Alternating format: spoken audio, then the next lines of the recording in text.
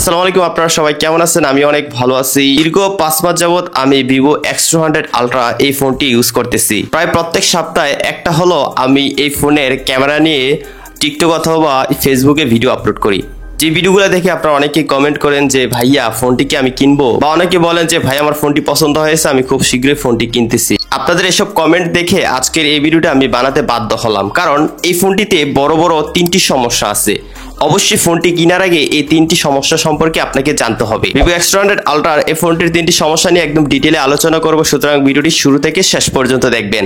Alright, ফোনটির প্রথম সমস্যা নিয়ে কথা বলি। এই ফোনটির ওজন অনেক বেশি।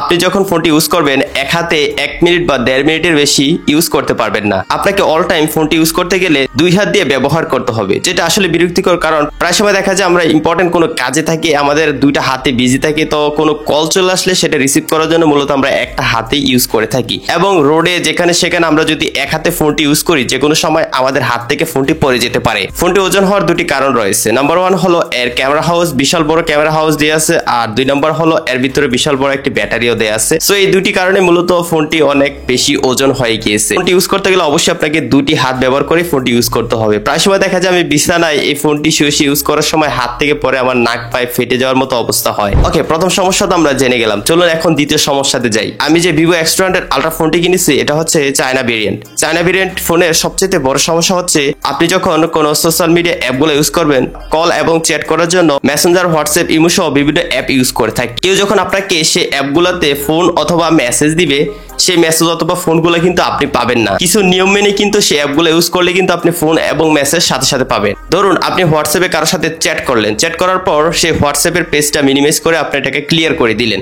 এখন আপনি অনলাইনে থাকা সত্ত্বেও যদি কেউ আপনাকে ফোন দেয় অথবা মেসেজ দেয়, সেটার নোটিফিকেশন কিন্তু আপনি পাবেন না। মানে আপনি বুঝতেই পারবেন না কেউ আপনাকে ফোন দিচ্ছে বা মেসেজ দিচ্ছে। এই সমস্যা থেকে বাঁচতে হলে অবশ্যই আপনাকে হোয়াটসঅ্যাপের যেই পেজটি রয়েছে সেটা আপনাকে মিনিমাইজে রেখে দিতে হবে। এখান থেকে কখনই ক্লিয়ার করা যাবে না। এবার সেটা হোয়াটসঅ্যাপ, মেসেঞ্জার, ইমো যেটাই হোক না কেন। ওকে, 2টি সমস্যা তো জেনে গেলাম। চলুন এবার 3 নম্বর সমস্যায় যাই। এই ফোনটি সবচেয়ে বেশি পপুলার হচ্ছে এর ক্যামেরা দিয়ে। বিশাল বড় এই ক্যামেরা হাউস দেখে অনেকেই ফোনটিকে ক্যামেরা কিংও বলতেছে, আর এই কথাটা কিন্তু বাস্তব। আসলে এই ফোনটি ক্যামেরা কিং। আমি এই ফোনটিকে 10-এ 10 দিব ক্যামেরার দিক দিয়ে। তবে ভাই, ক্যামেরাতে বিশাল বড় সমস্যা রয়েছে, সেটা আপনাদেরকে জানতেই হবে ফোনটি কেনার আগে। আপনি যখন এই ফোনটি দিয়ে ঠান্ডা ওয়েদারে ফটো এবং ভিডিও করতে যাবেন, তখন এই ফোনটির আলট্রা ওয়াইড এবং 50 মেগাপিক্সেল যে মেইন শুটার রয়েছে, এই 2টি লেন্স ঝাপসা হয়ে যায় বা ফগিং ইস্যু দেখা যায়। বৃষ্টির সময় যখন আমি ফটো তুলি বা ভিডিও করতে যাই, তখন ইনস্ট্যান্ট দেখা যাচ্ছে 2টি ক্যামেরা লেন্সই ঘোলা হয়ে যাচ্ছে। আবার যখন আমি ক্যামেরা দেখে বের হয়ে যাচ্ছি, তখন সাথে সাথে সেটা আবার ঠিক হয়ে যাচ্ছে। তো এটা ফোনের ক্যামেরাতে কোনো প্রবলেম না, এটা যে কোনো সময় সিস্টেম আপডেটের মাধ্যমে ঠিক করে দেওয়া হতে পারে। তবে এটা অবশ্যই আপনার মাথায় রাখতে হবে, ঠান্ডা ওয়েদারে যখন আপনি ফটো তুলবেন বা ভিডিও করবেন,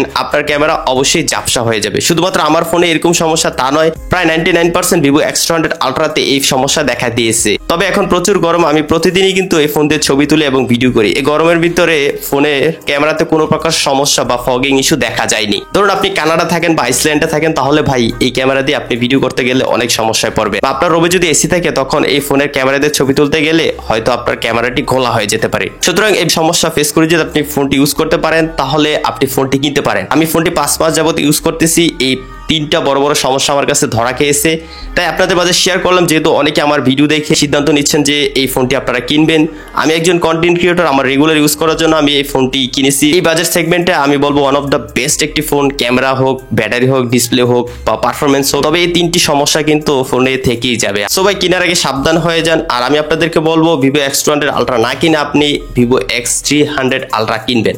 আর অবশ্যই বড় বড় এরকম লেন্সওয়ালা ক্যামেরা ফোন কিনতে গেলে আপনি অবশ্যই দোকানে থাকা অবস্থায় আপনার মোবাইল ফোনের ক্যামেরাটা চেক করে দিবেন, কারণ এখন ম্যাক্সিমাম এরকম বড় ক্যামেরা হাউস ফোনগুলোতেই এই ফগিং ইস্যু দেখা যাচ্ছে। সুতরাং দোকান থেকেই আপনারা ভালো করে টেস্ট করে তারপর ফোনগুলো বাই করবেন। তো ভিডিওটি কেমন লাগলো তা অবশ্যই আপনারা কমেন্ট করে জানিয়ে দিবেন। আর আপনার যেসব ফ্রেন্ড এই ফোনটি কেনার সিদ্ধান্ত নিচ্ছে, তাদেরকে এই ভিডিওটি শেয়ার করে দিবেন। তো ফ্রেন্ডস, ভালো থাকুন, সুস্থ থাকুন, আল্লাহ হাফেজ।